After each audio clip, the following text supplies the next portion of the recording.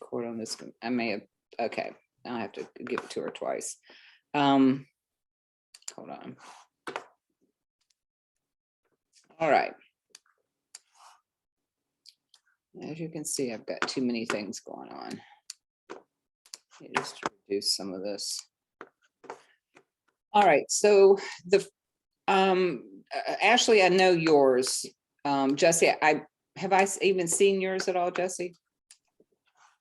Just the subject matter, maybe? Just the subject matter. I've been scared to send you the rest. Don't be scared. Don't worry about it. I know the feeling, but I was even more scared to not send it. Ashley's worked for me. That's the problem. She knows a little bit, but, and I would say to anybody, send it to me earlier than later, because if you're off track at the very beginning, it's painful to send it back and go, you know, you totally missed the idea of the project. So Jesse, tell me what yours is, what your topic is. You had me get a little bit more specific mind. So it's military children who have a disability. So I chose like ADHD, ADD, with children in the military. Okay, are you going to, what is the mental health issue you're going to address with them? You had talked about all the moves and everything that go on. Yeah, it was more of like diagnosis with the ADHD, but more of like depression diagnosis to go along. Okay, why don't you make it, relax it a little bit. And if ADHD and depression are comorbid conditions, what you're supposed to do is address a mental health concern in a population of people with disabilities. And for you, it might be, if it's depression, if mild depression or something. Oh, wait a minute. Okay.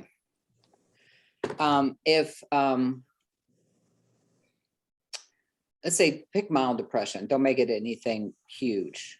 And so if they're depressed, what is it about their lives that may be leading to depression? Maybe it's not actually an organic depression, it's more responsive depression. What might it be for them? And did you pick an age group? I did. Like I'm middle school, so like Okay. I think I did 12 or 10. I think I did 10, like 10 to 12. Okay. Okay. Is there anything specific at that age? If you look at the human development model that you should have learned something about, or you can go and just look it up online if you want to, what's going on between 10 and 12 years old that might create some depression for a kid that has a disability? That's when they're defining themselves, is around that age. If I'm correct, that's at least what I was looking at. That's pretty much when they're defining their age, and self-esteem and things like that are coming into play too. So they're beginning to, okay. So that's your topic, is that you're going to be looking at ways that you're going to help them begin to define themselves. Is there a model that you're using? That's where I'm kind of bouncing around between two that I've found. What were they? I can't remember offhand. I don't have it on my computer here. Okay. Yeah, I look at it. Well, actually, you and Ashley have similar, mainly because of the age. Well, Ashley, yours is a little older though, beyond 14. 14 to 16, because actually my supervisor, since I'm staying on at the DRS a little bit later, they might be using, I'm going to extend it after I turn it in finally. I'm actually going to do a full 6-week plan, and they might be running it at DRS this summer. Well, I'm going to be running the strengths. See, you want to do the strengths training that we're doing starting in May? Maybe one of the school counselors here, because I handle more like general population and they handle more school. So they were thinking about looking it over and seeing if they could facilitate just like a 2 to 3 person group here with the kids during the summer. Okay, so well, Jesse, you'd be happy to join us if you'd like to, but since you're working with rehab and they're working with, I'm gonna, remember the thing we did last August? Yeah, the Okay. webinar. We're redoing it, but enhancing it. There's a Ooh, okay. webinar, a coaching session, a 2-hour workshop, and then 2 more coaching sessions. That would be really good for, well, for me and for the counselors that might be. Yeah, it's gonna start in about a month. Yeah. I'll send Okay, you, yeah. and I'm a little behind, getting the information out, but it would be worthwhile for you to be doing that, because we want the practitioner to do it Mhm. so they understand what it means, because there's all sorts of cool things in there. So Jesse, what this is the character strengths, the Mhm. VIA character strength survey. They have a youth survey, they actually have a manual that talks about how to use it with kids with disabilities, developmental disabilities, and ID. So I actually chose to use that in her design. And they have a boatload of worksheets and ideas for doing things. And I sent you one manual, didn't I, Ashley, that Yes, that one I was glancing over this Mhm. morning, and I'm gonna do more tonight when I get home, because I'm gonna edit some of it tonight when I get home. yeah. But I was looking at it and I was like, this is like literally everything that I need. Like, thank you, Dr. Glenn. So the idea for that one is based on the VIA character strengths. It works for, because remind me, Ashley, yours was to It's to You were- connect the IA character strengths to possible work preferences. okay, but the idea would be for them to begin to define themselves from a strength-based approach in the work for what might be in the workplace. for Yes, How they might operate in the workplace. yes, Okay. like trying to get an idea of like school career clusters and everything since they're in high school and that kind of thing, and what trying to get them set on a pathway towards it. Kind of like ONET, only with VIA character strengths. Okay, so do they have career clusters associated with VI character strengths somewhere? Did I I miss that? haven't found anything. Okay. When we have to enter them into ECM here at rehabilitation services, one of the questions for the high school students is what the career cluster in high school is, which is Okay. why I was including, like, kind of wanting to include that, because I know that we have to have that information here. Okay, so, and this, Jesse, okay, so one of the things that I would say is that the character strengths, you can use that information to help them show how their strengths match up with their character, that cluster that they may have chosen or not. Okay. So you may want to look at it from that perspective, but we can talk about that a little bit more. And Ruth can help you out with some of that. There's a couple articles I'm going to send you to that I didn't send. One of them was, it's really kind of cool. They talk about how to buffer adversity and how to grab at opportunity using your top strengths. Okay. And then how to do strength spotting in other people and yourself, that kind of stuff. So That would be fantastic. yeah, so you just have to worry about, because you're doing intellectual disabilities, that you're not getting too advanced with the conversation. That's part of it. Yeah. And That's even why I did, I forget which one I have it cited. I forget which one said to give them the opportunity to like go at their own pace and take it, which is why I'm splitting it in between the first 3 sessions. yeah, That way they only have a third of it, and then do another activity afterwards. be prepared for it to go, in case it goes shorter than the 3 sessions. Always be prepared for them to move along faster than you think, or longer than you think. You never know. Mhm. So, yeah. All right. So the first thing that first thing was to start with the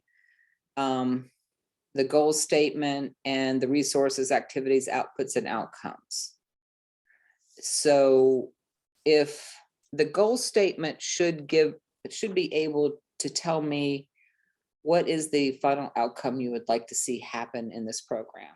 I mean, you got a program that is going to provide an intervention that would support A, B, or C. Okay, whatever it may be, among children with, that could be one of them. The resources are just, what resources do you need? Actually, if you were doing this well, actually you're doing it in the real world, you would be looking at what resources do I have? And where can I get the ones that I don't have immediately to make sure I have the resources to do what I want to do? That's the first step. And that can be, you know, I think I sent out an email of some, like what to look for in that area, like the financial resources, all those kind of things. Then the activities, you would just simply go through each of the activities. If you've got 6 sessions, what are the sessions? If you have, if you're doing a survey, what's the survey looking for? But just simply one, you know, you've got recruitment as an activity, you've got pre-assessment for the group as an activity, you have the actual activity, and then maybe homework in there as an activity.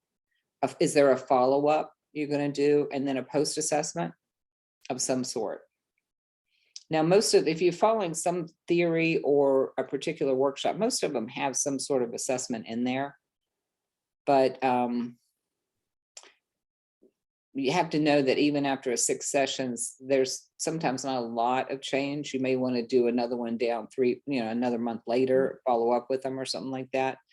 But you might just want to determine, you know, what is it they discovered during it or something like that. But look for other evaluations that are buried in some other group designs that are out there.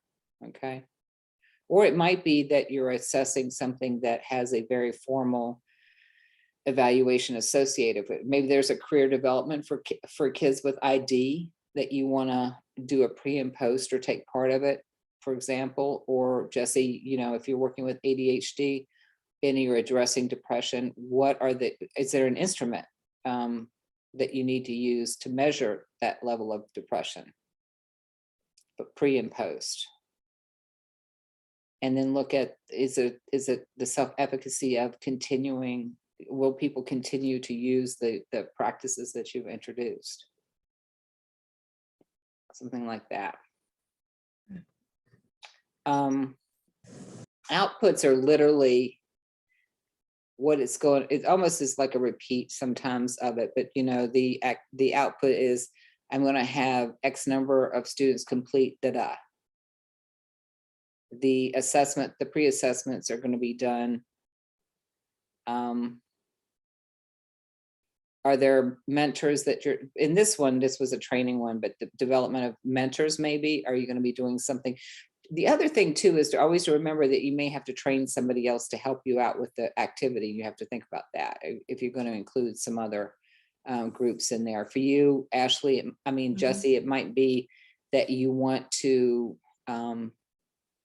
is there a secondary group session or introductory session you want to do with parents of the kids that you're working with? Or something like that. Is there, you know, a follow-up that you're going to do with the parents afterwards, just to discuss, you know, the outcome? So how many sessions are you going to do? How many kids are going to do it? What is the finished product at the end of the day?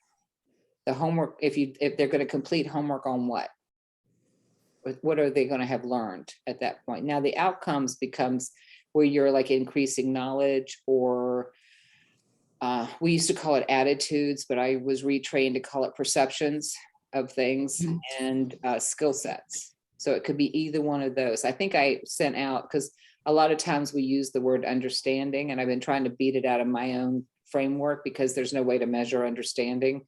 You measure other ways. Like if you measure, I think I sent, there were 6 of them I found this great site that explained how to look at understanding from a more, from a measurable way. What do they exhibit? What do they show up doing? So you want to increase, let's say that you had the question, I think, Ashley, in your survey about the character strengths.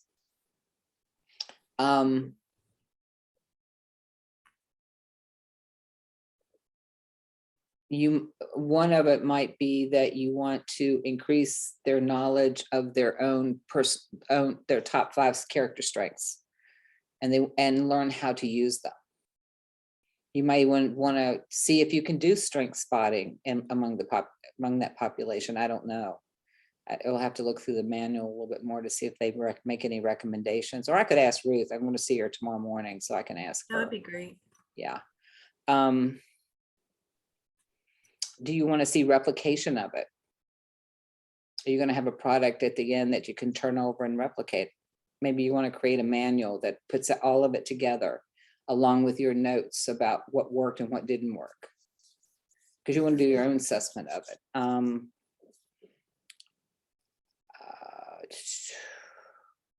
So what skills are they going to, what are skills are they going to increase? Jesse, can you remember, not the name of it, but the type of activities that you were thinking about doing with the kids?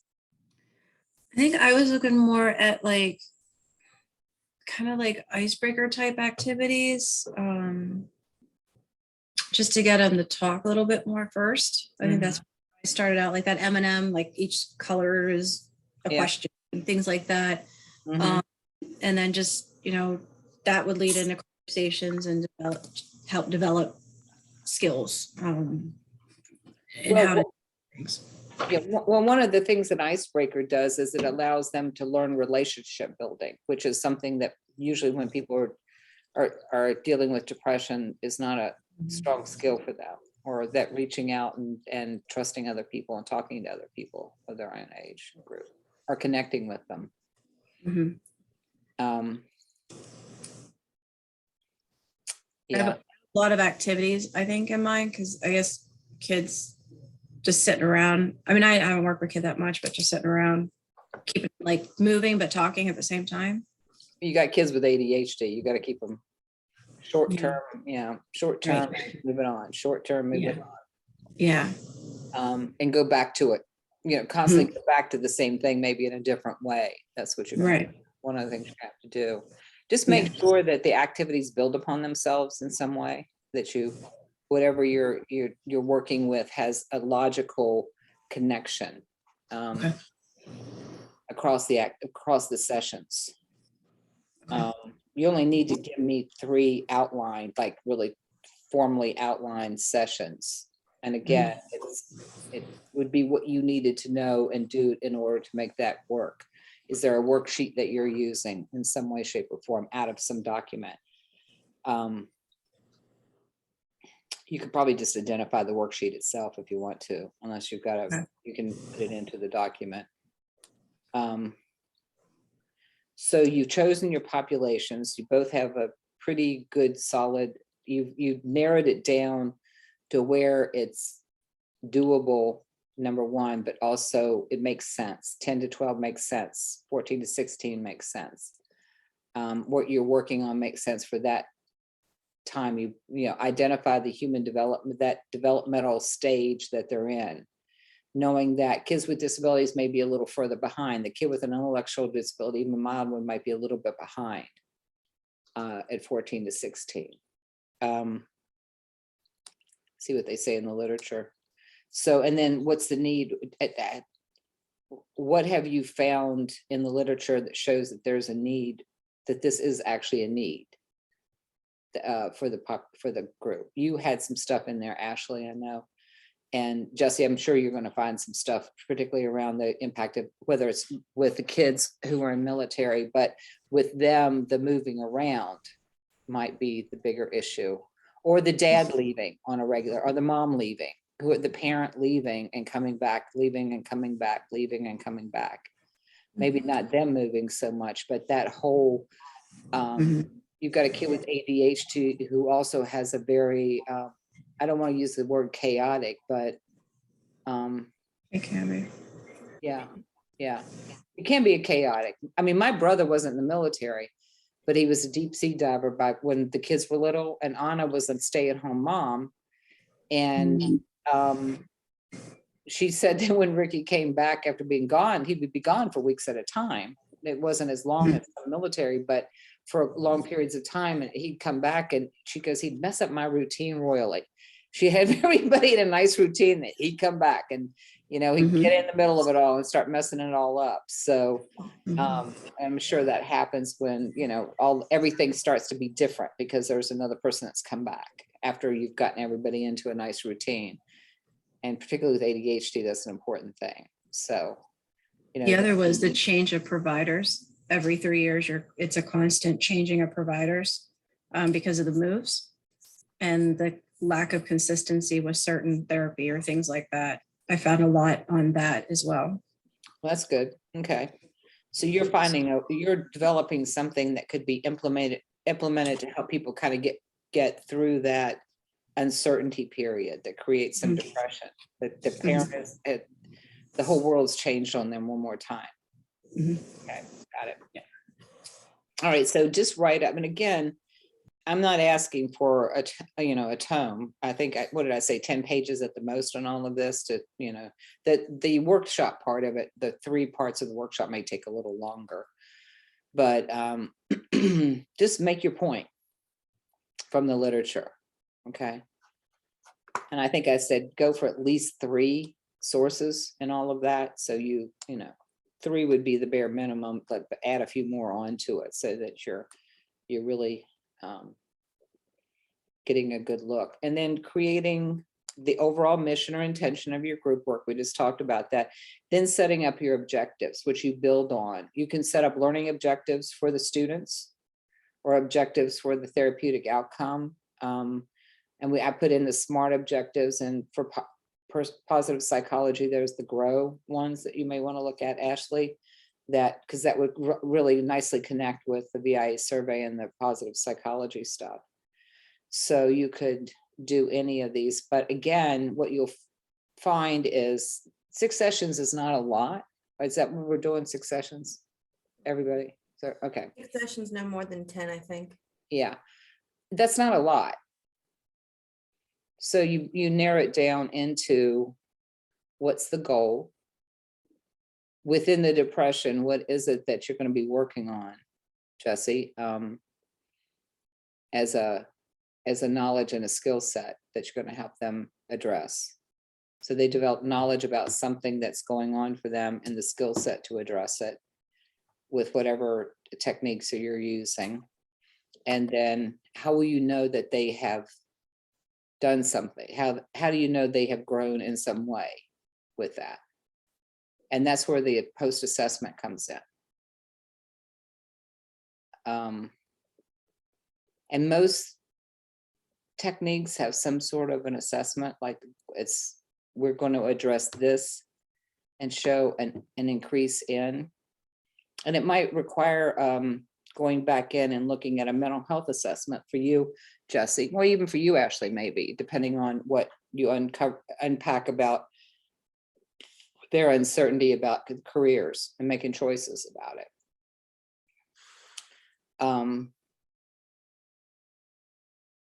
Yeah, you may have to do a mini depression inventory of some sort with the population.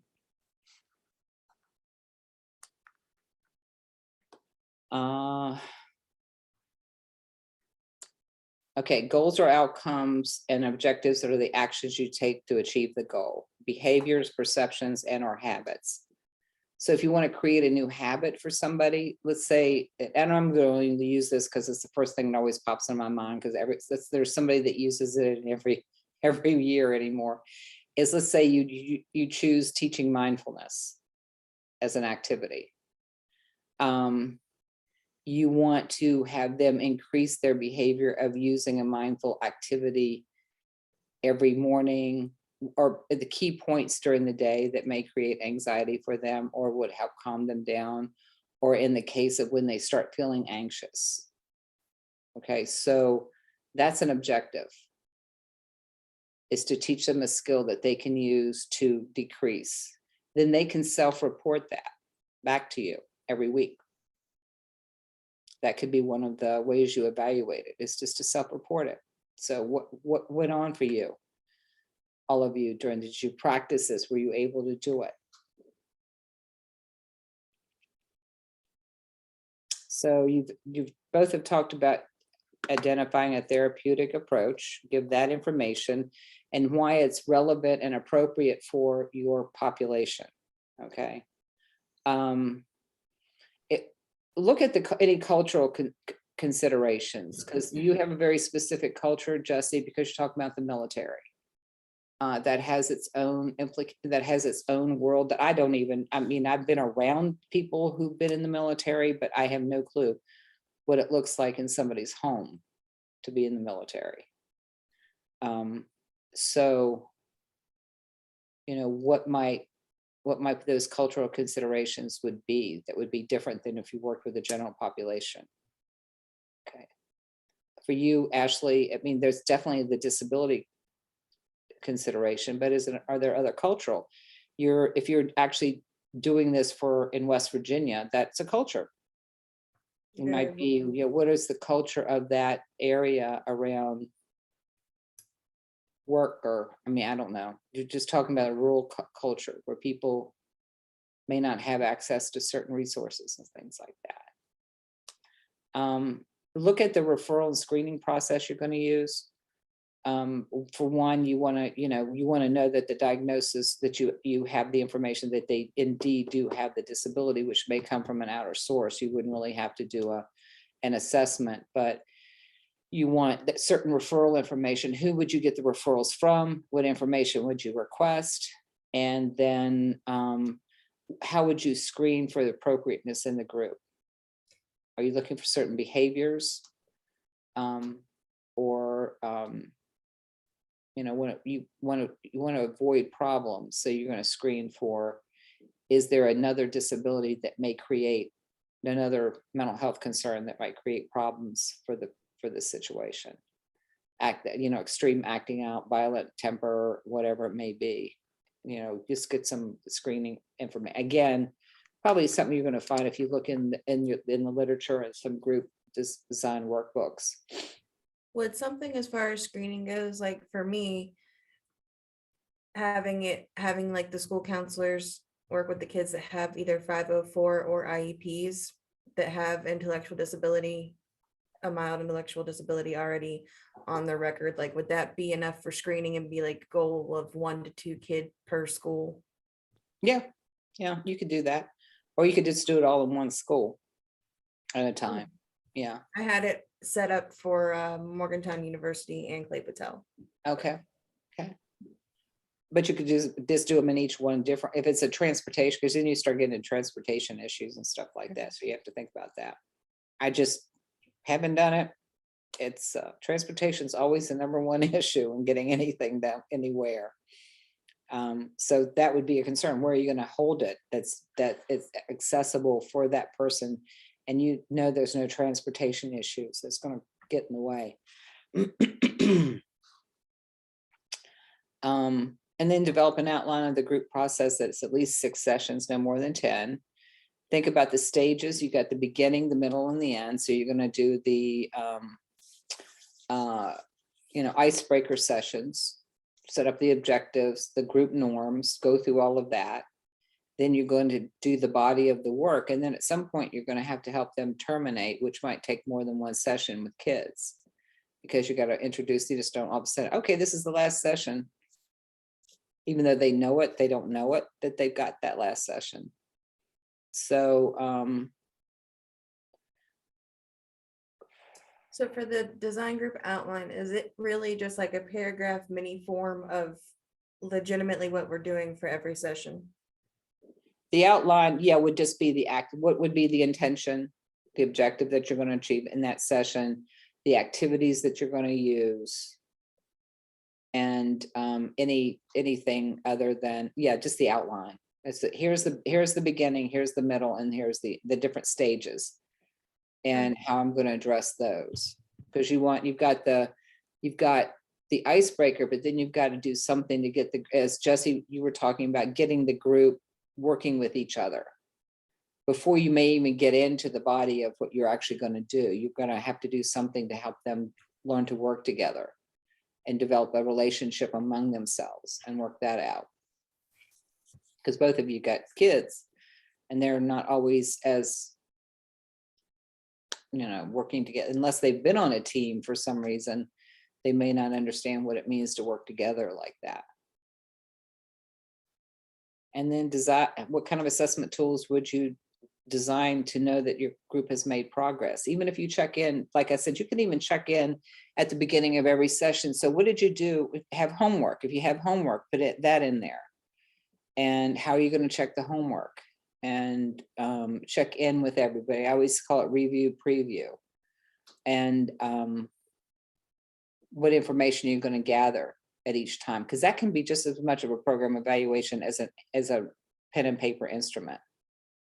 It's just checking in with the students about what they accomplished, setting the tone that it doesn't matter if you didn't do it. We just want to know where you are. And what happened that made you, oops, lost Jessie. I think she's still there. I think she just muted her, well, not muted her camera, but turned her camera off. You know what? It's interesting because the new Zoom framework doesn't leave a black box for you to see that somebody's there. Bizarre. Mine doesn't. I updated mine and I think it's like, thank you. That's very disconcerting. I don't really appreciate you Not changing helpful at that. all. Not helpful at all. No. Yeah, she's still there. realized we were There she down comes one. back. There she comes back. Sorry, my boss jumped in real quick. How would you say? My boss just stopped in real quick. Okay, that's okay. That's okay.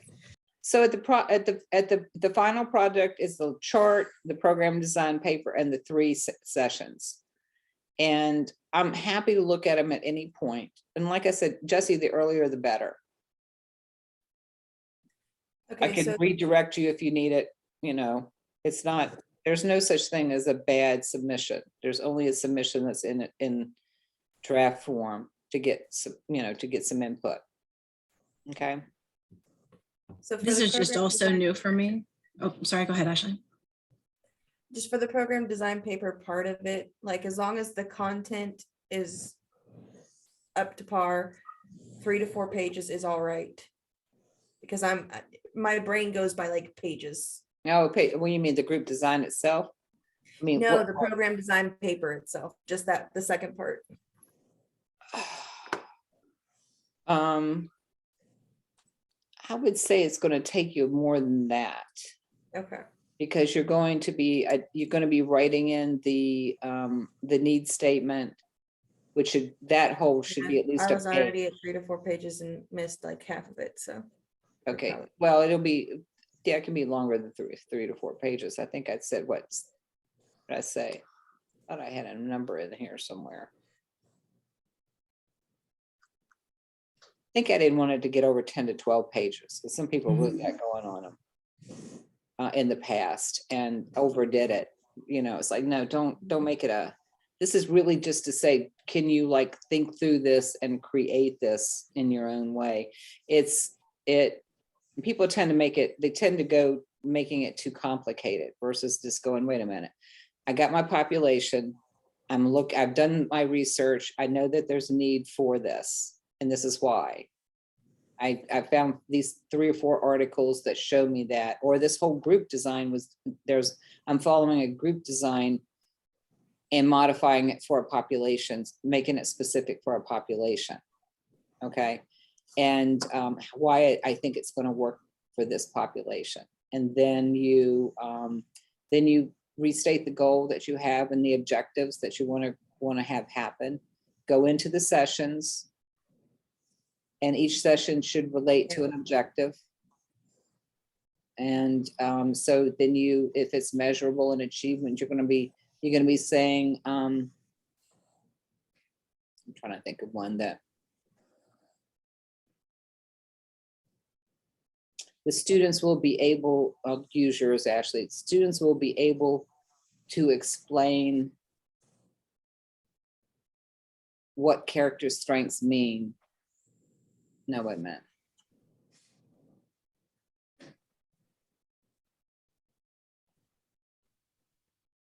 The participants will be able to explain their top 5 character strengths to another person or something like that.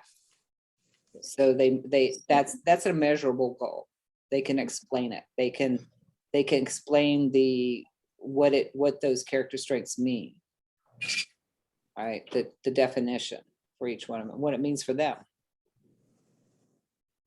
And So then just, I'm trying to get like a last final rough draft out to you by the end of this weekend. Is that enough time just to look over it one more time before we turn it in next week? yeah, I usually, what I do is during this period of time, trying to hold on tight for making sure that I don't, unfortunately, we're also, well, we should be pretty much over the interviews this week. So next week early, actually, I pretty much have kept it open because I know exactly what's going to happen is everybody's going to be shooting them to me, and I will try to return them as quickly as possible. I've been trying to do it by like section, like if I get this one done, I'll send it to you and then edit it and then do that one and the next one and then get it back. So I've been doing like a section a week. That but works. That works. That works. So Jesse, if you want to start with your, goal and your objectives and your need, population and need or something like that, go ahead and send it to me. I'll send it back. Okay. And that way you can be working on the rest of it as I've got that. And if there's anything that has to be course corrected, you're not totally redoing everything. Okay. Okay. And like for mine, I think I was more going to like coping skills, how to develop and then be able to also, like if I add, well, what is your coping skill for this situation or something like, so that's where I was kind of That's flowing. perfect. That's perfect. Okay. Okay. No, that's for identify the coping strategies that would ameliorate the depressive reaction in their life, the depression in their life, that would put them into action, create that coping skill, create the, who do you reach out to? Who are the key people in your life that you can reach out to and talk to when you start feeling down? And you're going to use language like feeling down, not feeling depressed. You're going to talk about, you're going to speak in their language as well. So coping strategies actually is a very easy way to write objectives. Okay. Yeah, just to find, and you're only probably going to get people to reinforce 3 or 4 of them. You're not going to have a huge amount. They're kids. They need practice time with it all. And then those are what the activities and the groups do for you. And then I was trying to tie somehow, like even for long-term, keep in there, like that they would, if that group worked well, or if they worked well with somebody, just because they move around so much, kind of create their own little group, like their own little Facebook group or something like that. So that way, if the one's having a bad day, you could reach out to this one, even though you may be worlds apart, connect. That's how I think. Think about security of however they're communicating that first. Facebook, somebody could find them in Facebook and message things, So, but you can create a way for them. There's got to be some way that people can communicate with each other and connect. Just think about it a little bit, but be careful of that one because that is, particularly for 10 to 12-year-olds there. And some parents may not have their 10 to 12-year-olds on Facebook, but there has got to be some way that they could continue to interact. I'm not sure what it would be, but I'm trying to think of what it could be. They could see if their parents would allow them to set up Zoom sessions. I was thinking about that too. Yeah. Okay. And then to have a parent monitoring it. That's where you would bring parents into the picture. Yeah. Prepare them for that. Yeah. Both of you have got great ideas. Just sit down and again, be concise. Just look at your objectives. Jesse, you've already got it. You have the goal of addressing the depression, the depressive symptoms that occur because of constant moving in kids with ADHD, or that uncertainty with parents moving in and out. Life is not, like I grew up I grew up in the house, I wasn't quite born there, but my mom moved out of the house that I moved into when I was 5 years old, just last year. That's the stable world. That's real stable. And I just remember being really upset because I didn't get to go to the high school my mom went to high school with. In, because that was what you did, you know, and they had created a whole new high school that I had to go to and stuff like that. So that was my big upset. Now, that was a hell of an upset to have to deal with, right? But yeah, this just stay, you know, helping them deal with instability. And yeah, it'll be good. Send it to me. I'll try to send it back as quickly as possible. Okay. All right. But you're both doing great. And I have to go interview somebody in 2 minutes. So I'm gonna have to say goodbye. And try to remember what. Let me know what you find out when you talk to Ruth tomorrow, please. Okay, I will. I'll talk. Thank you. All right. Appreciate it. Do me a favor, send me a text message about 8:30 reminding me of it, because you know me. Will Okay. do. I might be in IEP then. If I'm not in an IEP meeting, I'll do Or it send right it to after me my IEP before, whenever it is, just send it to me before so it triggers me, because you know, Ruth and I can start talking and I'm like, oh man, I forgot. But okay. meeting. I know. All right. We're talking at 9. I'll talk to y'all later. All right. Thank bye. you. Bye. Bye.